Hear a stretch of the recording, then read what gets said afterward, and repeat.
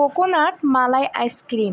এই প্রচণ্ড গরমে যদি দুপুরে একটা কোকোনাট মালাই আইসক্রিম খাওয়া যায় তাহলে পুরো শরীর এক নিমিষেই ঠান্ডা হয়ে যাবে। আসসালামু আলাইকুম, আমি লাবণীস কিচেনে আপনাদের আরও একবার স্বাগত জানাই। আজকে আমি আপনাদের কোকোনাট মালাই আইসক্রিম তৈরি করে দেখাবো খুবই সহজভাবে। এই কোকোনাট মালাই আইসক্রিমটা খেতে অনেক বেশি টেস্টি হয়ে থাকে। এই কোকোনাট মালাই আইসক্রিম আপনি প্রচণ্ড গরমে একটি খেলে আপনার শরীরের সমস্ত ক্লান্তি এক নিমিষেই দূর হয়ে যাবে। প্রথমে চুলাতে একটা হাঁড়ি বসিয়ে দিলাম, তার মধ্যে 1 কেজি পরিমাণ লিকুইড দুধ দিয়ে দিলাম।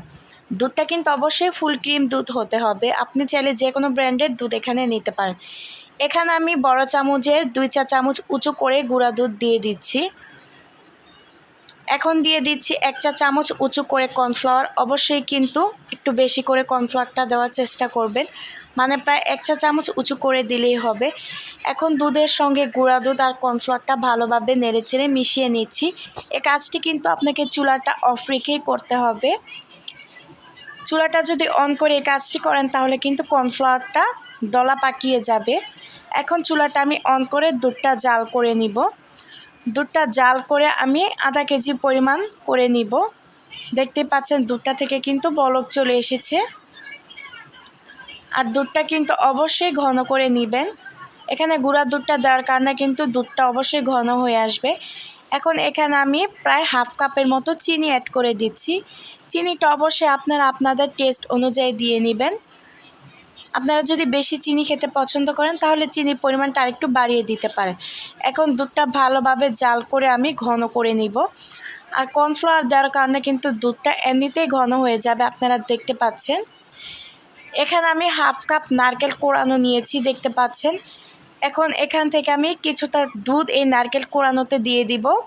নারকেল কোড়ানোটা কিন্তু ব্লেন্ডারে ব্লেন্ড করে নিব। তার জন্য আমি সামান্য পরিমাণ লিকুইড দুধ এই নারকেল কোড়ানোর উপর দিয়ে দিচ্ছি। চুলাটা কিন্তু আমি অফ করে দিয়েছি, দুধটা ঠান্ডা করে নিব। এখন এই নারকেল কোড়ানোটা আমি ব্লেন্ডারে ব্লেন্ড করে নিব। এটা দেখতে পাচ্ছেন নারকেল কোড়ানোটা কিন্তু ব্লেন্ডারে ব্লেন্ড করে নেওয়া হয়ে গিয়েছে। আমি একটু চামচ দিয়ে দেখিয়ে দিচ্ছি, দেখুন কতটা ঘন হয়েছে।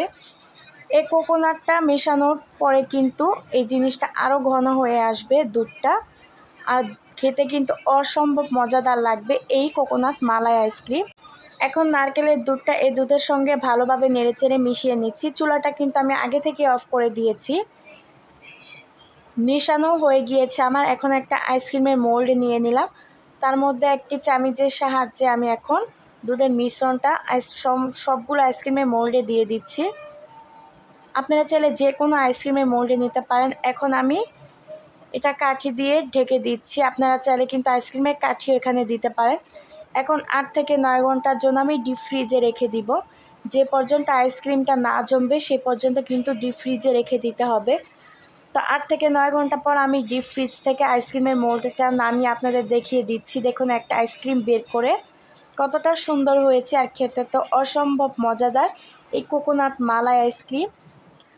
আপনি চাইলে কিন্তু ঘরে এই কোকোনাট মালাই আইসক্রিম একদম দোকানের মতো করে বানিয়ে নিতে পারবেন। দেখবেন ছোট বড় সবাই খেতে খুবই পছন্দ করবে। বিশেষ করে বাচ্চারা এই কোকোনাট মালাই আইসক্রিম খেতে অনেক বেশি পছন্দ করবে।